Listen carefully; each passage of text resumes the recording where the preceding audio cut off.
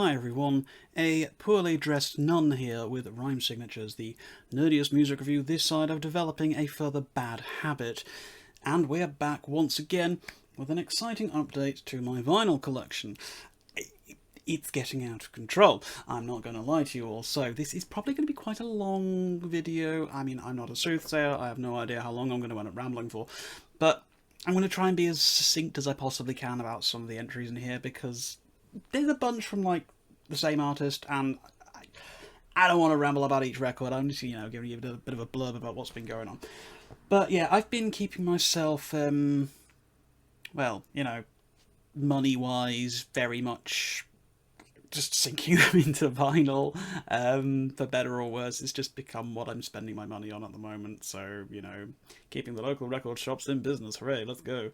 So, I'll stop prattling on and I'll start showing you what I've been picking up. So, first things first, as I'm sure this will be of great excitement to many of the prog community, I have been picking up a lot of Yes. So, obviously, you got your classic, Close to the Edge.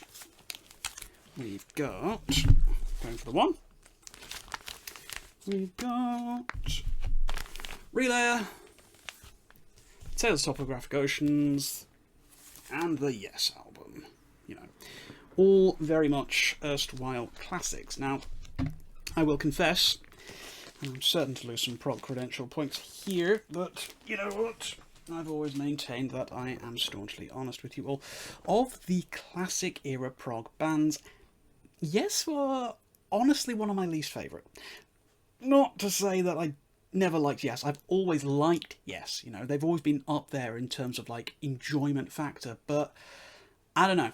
Like, if you want to take, like, the classics, like, I don't know, Genesis, Pink Floyd, Rush, Jethro Tull, Yes, the erstwhile classics, everybody thinks of when they think of prog rock. Yes were honestly kind of lower down the tier list for me. I don't even know why. I just think something about them just didn't gel with me the same way like a band like Genesis did, who honestly are like top of the peak for me in terms of classic prog. That being said, I've got myself what I would consider to be the classic era, at least most of them anyway. I mean, am I missing anything?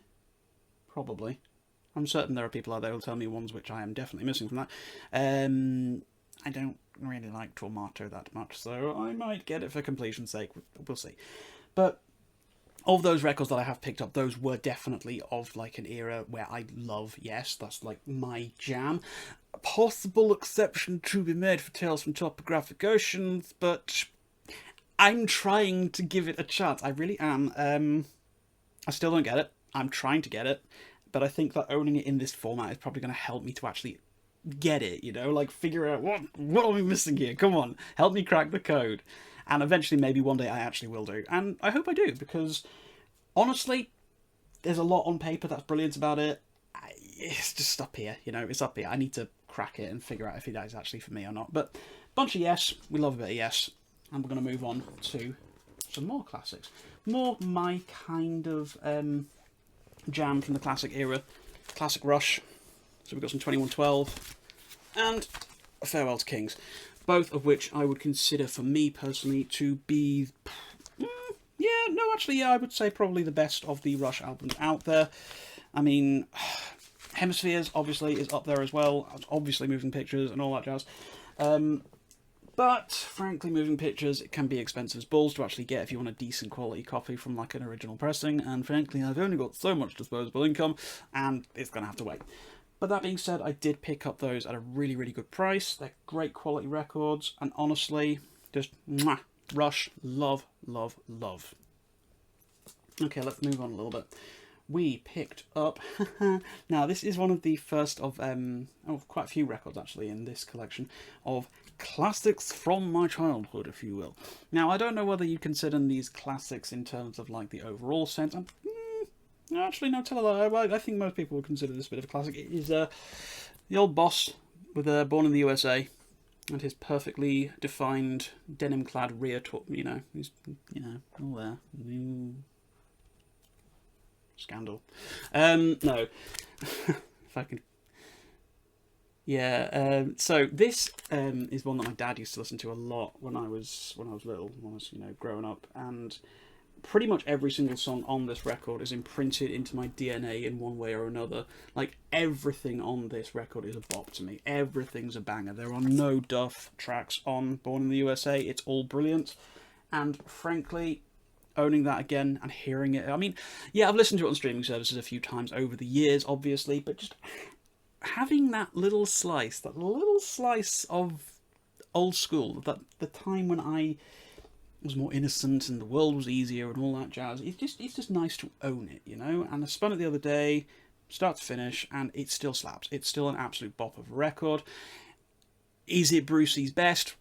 Debatable, but for me personally, owing to the sort of like emotional connection that I have with it, it's my favourite, even if it's not the best.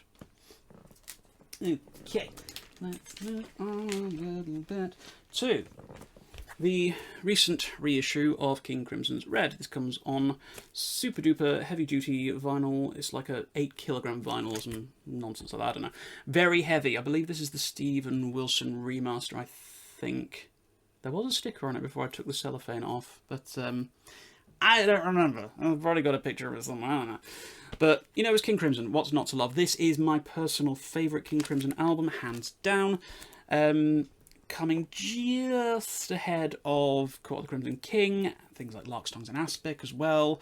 No, just Red, for me, is quintessentially King Crimson. Every track is a bop. I mean, Providence is probably the weaker point on the album, you know, a bit of a jam session, which means it can feel a little bit unstructured at times, but that's kind of half the fun, you know? That is kind of half the fun of that track. But then you've got Stardust to close it off, which, oh, mwah, chef kiss, best King Crimson song, best King Crimson album, even if the artwork is a little bit naff. I was like, hey, we're 3 guys and we're just doing a thing. I was like, okay, cool, great. Again, we're still kicking it classic at the moment. We've got still a lot of classics in this whole stuff, you know, mostly secondhand stuff I've been getting and just like filling out the gaps in my prog library. And whilst King Crimson's, you know, in the Court of the Crimson Kings, often cited as one of the best debut prog records of all time, I would personally point to Script for a Jester's Tear as far as like debut records go. Honestly, spectacular.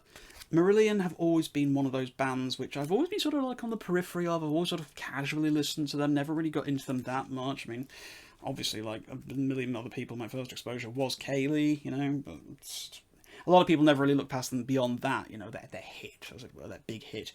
But I really love this record. I just think it's a phenomenal work from start to finish and really exemplifies just why they were such a great band, you know.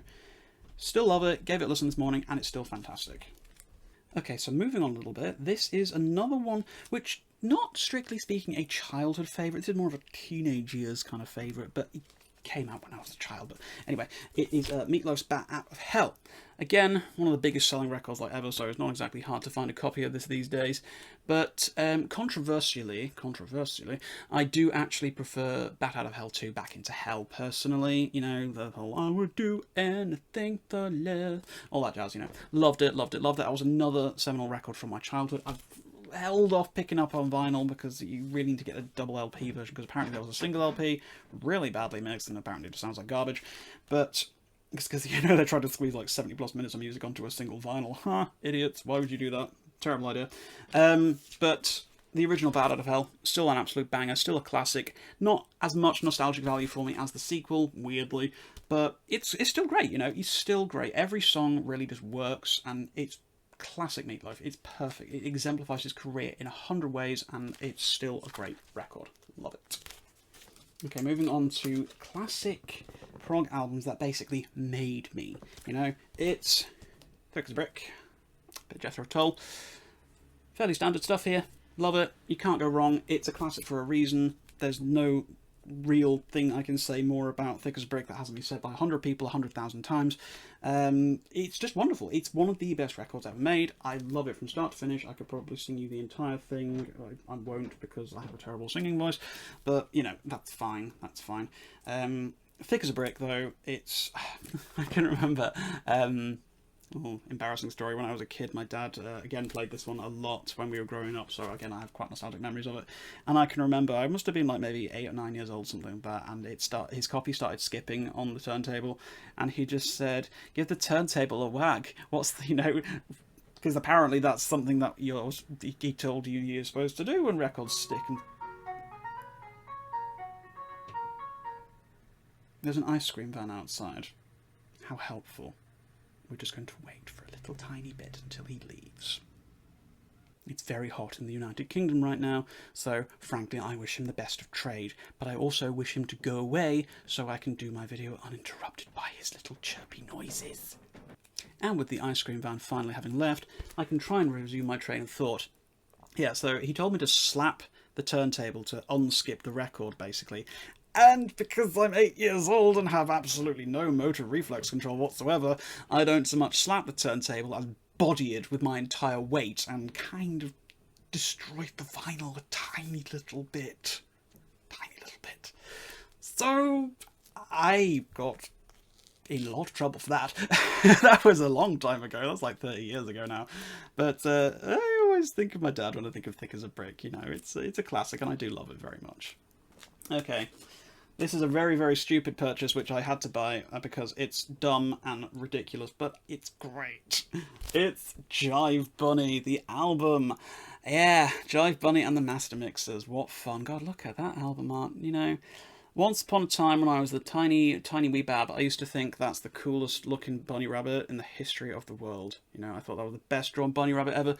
Now he basically looks like a potato chip with, like, I don't know, stuff growing out of his head. He's just a bit mutant looking.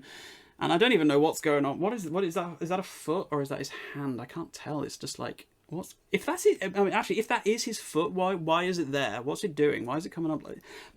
Regardless, anybody who doesn't know what Jive Bunny is, it's basically a weird thing from the 1980s, like late 1980s, where like this guy basically took a whole bunch of 50s and 60s music. Like you've got stuff here like Let's Twist Again, Rock Around the Clock, Tutti Frutti, Wake Up Little Susie, a bunch of stuff from Chubby Checker and stuff like that, you know.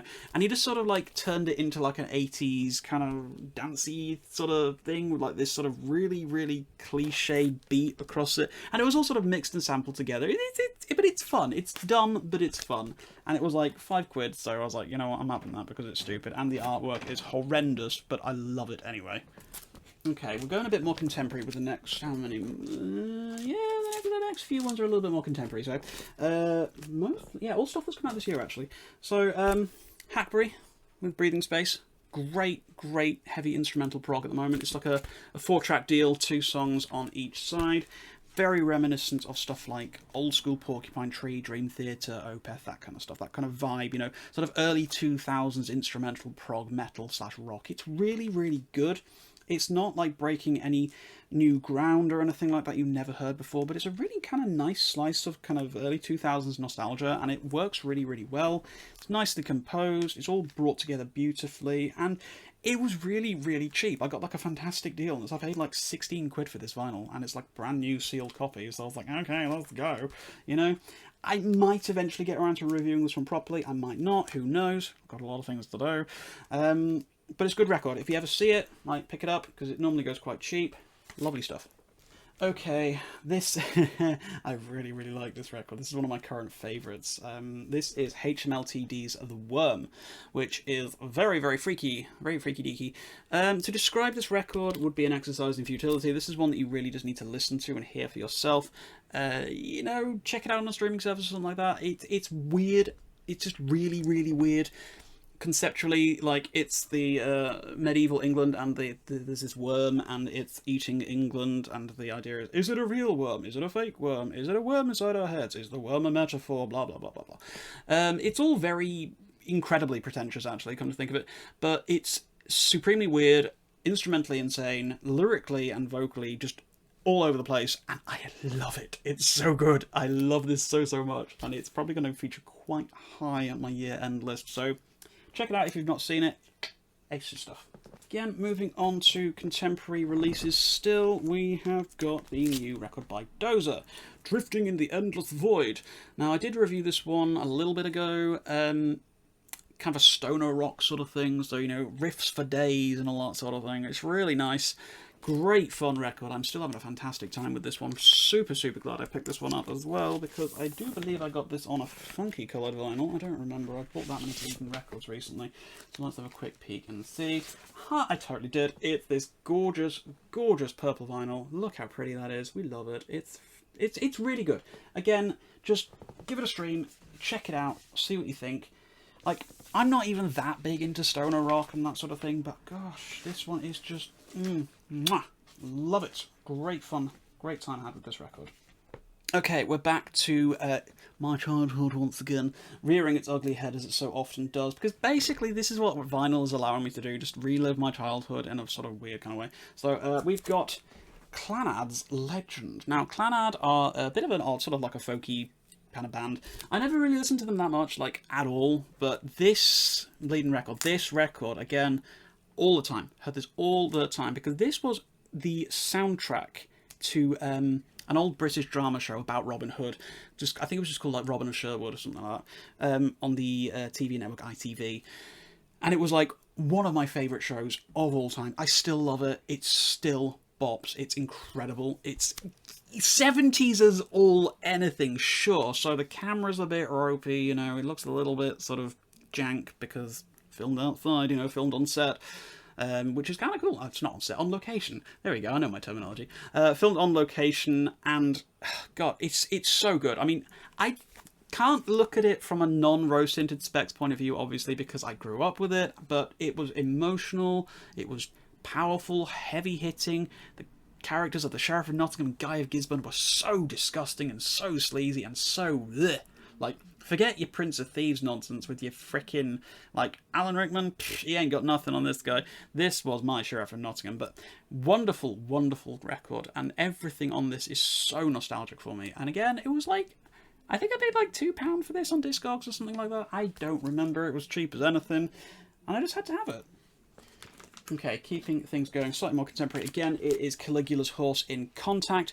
Fantastic Australian prog metal. Love this very, very much.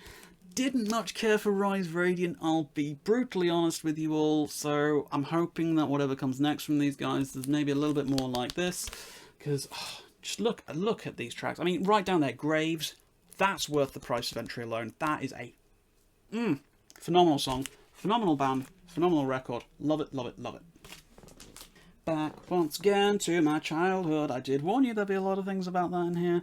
And it is the best of Steel Eye Span. Now, once again, Steel Eye Span are a band I never really looked into that much outside of this Greatest Hits record, to be honest with you. I mean, a little bit. Like, I looked at the Commoner's Crown and All Around My Hat, and those records both slap quite a lot, especially Commoner's Crown. Love that one. But it was the words. Greatest Hits, there we go. I knew I could finally find them.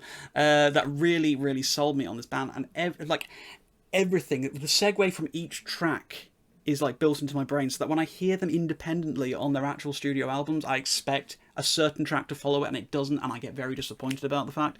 But there is so much. Everything on this album bops to absolute F. It's so good. Love this record. But once again, complete portal to when I was a little boy. Love it. Okay, so we're now back into exploring a bit more of a discography, as it were, with the next few sort of talky bits. And we picked, well, I picked up a few Elton John records over the course of the past month, and we've got two of what I consider to be the best Elton John records ever. And that would be, of course, Goodbye Yellow Brick Road and Honky Chateau, both of which just absolutely amazing, but also picked up the, I believe to be criminally underrated, Blue Moves as well. Now, most people obviously really only know a couple of tracks off this one, you know, like Sorry Seems to Be the Hardest Word, and looking at the track list, that's probably about it that most people only really know this one for, which is a real shame, because honestly for me this contains some of Elton John's most underrated bops, and I love it. It's so good. It's a double LP again, much like Goodbye Yellow Brick Road. Possibly doesn't quite justify its runtime in the same way that record does, but definitely check this one out if you haven't heard it yet. It's a really underrated record. But the other two, I mean, Honky Chateau, obviously everyone knows Rocket Man from that one, But, you know, it's so much more than that. Like, just Hercules is crazy good. Honky Cat, Mellow, you know, it's a great record. I love it, absolutely, 100%, like, from start to finish. I nearly bought, like, the anniversary version the other day, but I held off because it was, like, a picture disc, I think, or something, and I was like, no thanks. But I got this one for, again, really, about, like, £8-9, I think it was, something like that. Again, reasonably inexpensive, but really, it's all about Goodbye Yellow Brick Road. Let's be real, guys. This is a very, very, very good quality copy that I picked up from a record fair. I can talk. Editing will sort it out. It's fine. Record fair this weekend, and it is in impeccable condition. It looks damn near mint. It is a crazy good copy. And again, I paid £10 for this. HMV are looking for like 40 quid for the remaster version. I'm like, no, screw that. You know, not when I can get the original for like £10. I mean, look how many bops are on this. This has got so many good songs. Candle in the Wind, Benny and the Jets, Goodbye Yellow Brick Road, freaking Saturday Night's Alright for Fighting, and frankly, as far as I'm concerned, the best Elton John song ever made, Funeral for a Friend, Love Lies Bleeding. I struggled to say Funeral for a Friend right there, so let's try that again. Funeral for a Friend, Love Lies Bleeding, absolutely mint. Lovely, wonderful, great. And once again, we come to another small smattering of releases from an artist, you know, a bunch put together. And this time it's Genesis. Oh, I love Genesis. As I mentioned at the start of the video, they basically are my all-time favourite classic, quote-unquote, prog rock band. Like, just perfect. Everything about them, and the run they had from their early days. Trespass, I thought, was, you know, it was good, but I don't quite put it into their classic era. But just look at the run, right, that they had from Nursery Crime to Wind and Wuthering. Just who else had that kind of run of quality? Just everything in that run, just powerful, brilliant, wonderful. I think now I only lack one record from what I consider to be their classic era, which will be Trick of the Tail, and I'm probably grab that in a few days or something like that. But over the weekend I picked up Wind and Wuthering, which is brilliant, obviously. For me, like I say, the last truly great Genesis album as far as I'm concerned. It's still bops, it's still incredible. I know there was a little bit of controversy during its creation. Some of the members of the band were a little bit like, oh, you know, whatever. But also, Foxtrot. Love, love, love Foxtrot. Not my favourite Genesis record overall, but Supper's Ready, best Genesis song. Don't even fight me on this because you'll lose. It's incredible. 100% the best Genesis song. And argumentatively, I would say this next one is... A lot of people would say this is their best record, you know, and I think that's an absolutely fair thing to say. It is, of course, Lamb Lies Down on Broadway. You know, I mean, I think of all these sort of like classic era Genesis... I've listened to this one the least, and I say that with this degree of fear from retribution of people who are going to call me a fake Genesis fan. I don't know why. I think it's just because it's like 90-odd minutes long, and I didn't often have the patience to sit down and fully appreciate it. But again, that has been changing recently. I have been giving it more of its dues, and it's an incredible record overall. I still prefer Selling England by the Pound, personally, because I think it's a bit more easily to digest. Like, as sacrilegious as it might be to say if Lamb Lies Down was maybe a tiny bit shorter, I'm not entirely sure where I'd shave the time off from, though, come to think of it. But no, I think it's just that it's a much more impenetrable record to get into than Selling England by the Pound, you know, which for me is just a perfect Genesis record, and I adore it. It is, like, hands on heart, my like 100% favourite, and I will just tell everybody how much I love it. But yeah, nice trio of Genesis records there. Nearly rounded out my classic collection. Like I say, pretty sure I've just got Trick of the Tail left to get, and at that point I can call it a day, because I ain't buying Abacab, I ain't buying Duke, I ain't buying any of that nonsense. I don't care, you know, can go away. Okay, we're not too far off the end here, because there is 10 records very shortly that I want to make a special sort of like thing about. But again, I grabbed some more ABBA, the album. We love the album. Again, much like with Genesis, I'm getting close to completing the classics. Like, their first two records I was a bit mid on, but everything after that sort of like became this massive, like, just where did he go, like, just what is going on? This is like the best pop music in the world. I mean, the album is so good. Like, just look at this, you know. Eagle, Take a Chance on Me, One Man, One Woman, and The Name of the Game. That first side is faultless. It is so good. And then my favourite ABBA song of all time, Thank You for the Music, on side 2, finishing off, of course, with I'm a Marionette, which a lot of Ghost fans might recognise as being that one song they covered. This version's better, but that's fine, because it was still a really good cover. But no, the album is classic. I believe this is the UK pressing because of the blue on the front at the top here. I think the US pressing was grey. I don't know. Don't quote me on that. But it's still got a hype sticker on here, The Name of the Game and Take a Chance on Me, which it's fine, you know. But the record is a lot more than its singles. I'll be real with you. It's great. I love it. And rounding, oh my god, rounding off the. Well, this is so stupid, but I'm just going to show you the cover, and you can try and make your own conclusions. All aboard! 24 original all-time children's favourites, including minor racism on the front cover. See if you can spot it. This. Okay, this is going to segue into actually the next bunch of stuff that I want to talk about. I went to visit my mum a few weeks ago because she's been pestering me to come over, and I was long overdue. And I was flicking through the old vinyl records that she still had with her. And this was amongst them. And the second I saw this cover, I was hit with a wave of nostalgia. Because this is just literally like, when you're 5 or 6 years old, this is the bop. This is the jam. You know, it doesn't get better than this when you're like a tiny child and don't know anything about music. I mean, you got classics here. You've got The Laughing Policeman, which, when you listen back to it, is really creepy. You got The Ugly Duckling, Right Said Fred, the Hippopotamus song, Mud Mud, which I'm sure many of you will know. And then you like, where are we? What else is in it? My Boomerang Won't Come Back, Nelly the Elephant, The Owl and the Pussycat, you know, the Benny Hill theme tune. And then there's yes, a song by well, let's just say a recently deceased Australian artist who very much does not deserve to have his name mentioned out loud anymore. That's a little bit awkward, but, you know, whatever. Maybe I can just scratch that part of the vinyl to ensure it never plays properly.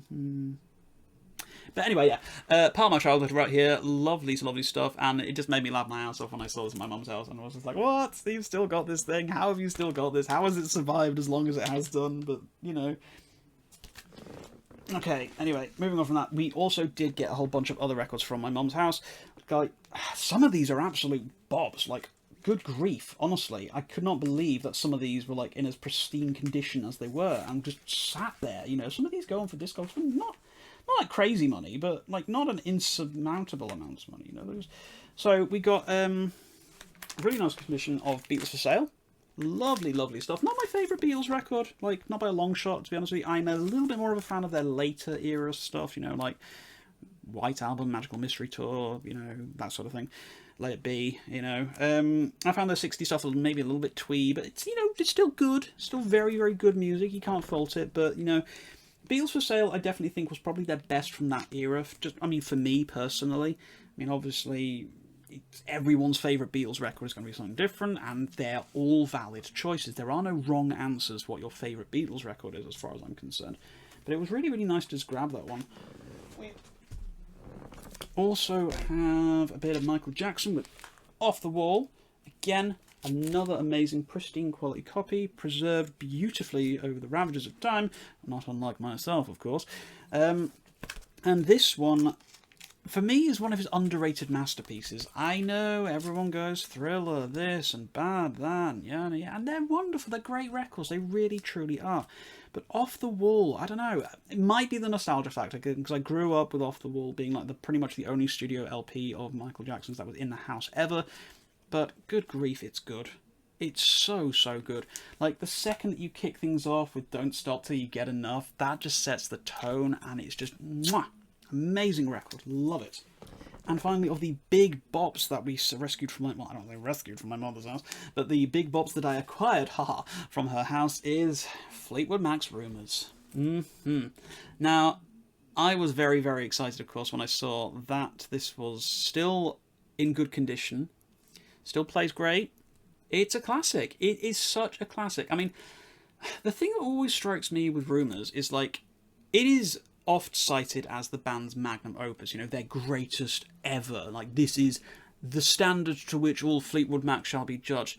Now, don't quote me on this, but I'm reasonably certain this was like their 11th studio record, something like that, something crazy. Like, how many bands peak that late into their career? That just doesn't happen, you know? I mean, everything on here, iconic, everything on here, incredible. There is a reason why this is often cited as one of the greatest records of all time. Not just like the best of Fleetwood Mac, but of all time.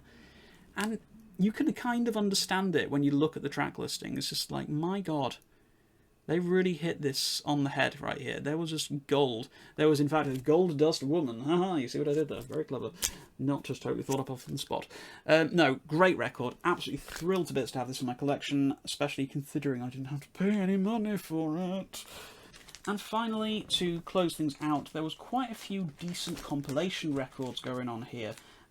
Starting off with the Carpenters, with their singles from 69 to 73 and 74 to 78. Now, the Carpenters were, again, another band that I grew up around. My mum used to listen to these quite a lot when I was a kid, so I always grew up around that sound. And I always felt they were rather unfairly painted as being like this clean-cut, perfectly saccharine 1950s Americana kind of nonsense. It's kind of what what the label pushed them into, but I just felt they were so much more than that.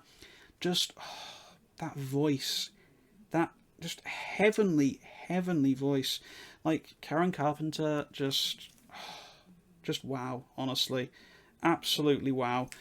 Tragic loss to pass away so early in life, but have to left such a legacy for the world. Absolutely unforgettable voice. Spellbinding voice, one of the all-time greats in terms of vocalists for me, and I will be immediately nostalgic whenever I hear anything that comes out from those lips. And I'm just really pleased to, again, I never really explored the studio albums that much. I know they have got quite a few out there, but just having the singles, greatest hits, it's nice for me. You know, it's like a little time capsule, and I love it. I do like them quite a lot.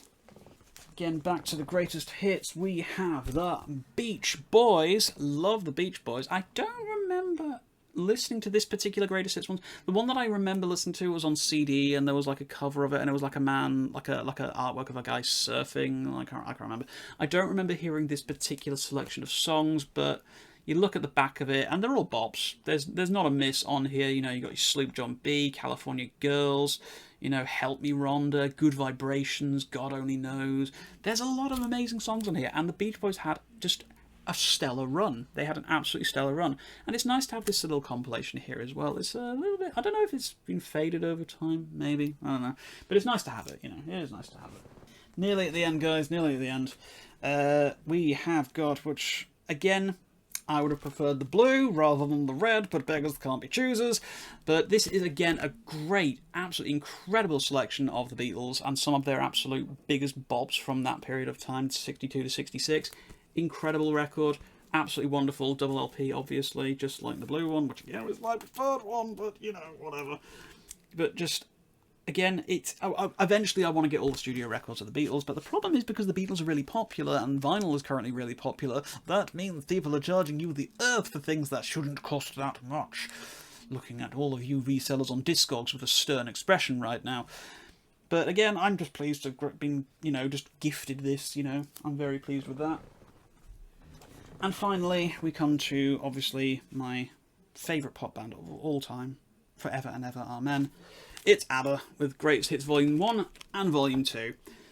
And I do have most of these songs here on, you know, the studio albums already that I actually do own. But again, this is kind of like a curated playlist of some of their biggest bops across like these two LPs. And it's nice to have them, you know. There are some really, really great songs on here. And there are some on here which I don't actually have on, you know, other vinyls. I just committed a terrible sin there. God, I'm going to get crucified by the community for pluralising it with an S. Oh no. No, in all seriousness though, it's just nice. I do feel I would prefer to have ABBA Gold and ABBA More Gold, and maybe I'll get around to getting those at a later date, because they, for me, are the definitive playlist of the best ABBA songs. And that was what got me into the band when I was a kid. You know, Mum would play ABBA Gold all the time, and it just stuck with me. You know, that sound, that upbeat tempo, and everything, just everything about ABBA I love. I will continue to love them. I never fell out of love with them. Even like when I was a teenager, and it might have been considered, you know, a bit sad, quote unquote, to like ABBA as a teenager. I still did, and I will never not love them. They will always be a really strong connection to the past for me, and always love ABBA. So yeah, that is the considerable amount of records I've been collecting since the last update. My god, honestly, you'd think I've got nothing better to do and nothing better to spend my money on, and you'd be right. Who needs to save for a house in this economy? I'll never afford one anyway. Might as well sort of spaff the pain away on, you know, plastic records. But hey, you know, it makes me happy. I love shopping for records. I love doing it. I love sort of like deep diving into boxes and stuff like that, and just digging through them and finding some really cool like deep cuts and all that sort of thing. So yeah, that is all in all told. I think that was 37 records I purchased. Oh my god, when I say it out loud, that's a lot. 37 records I bought since the last update video. Good lord. I keep promising myself I will slow down. Will I? I don't know. I will eventually start running out of space. My second box is over half full already. I do have another box ready to go, but it's a little bit duffed up, so I don't know. We'll see. Yeah, so who knows what's going to happen next, guys. Yeah, that's vinyl for June update. All well and done. So, hope you all have a fabulous afternoon, morning, evening, whatever time of day it is for you. And as always, guys, thank you very much for watching indeed, and keep your rhyme signatures odd.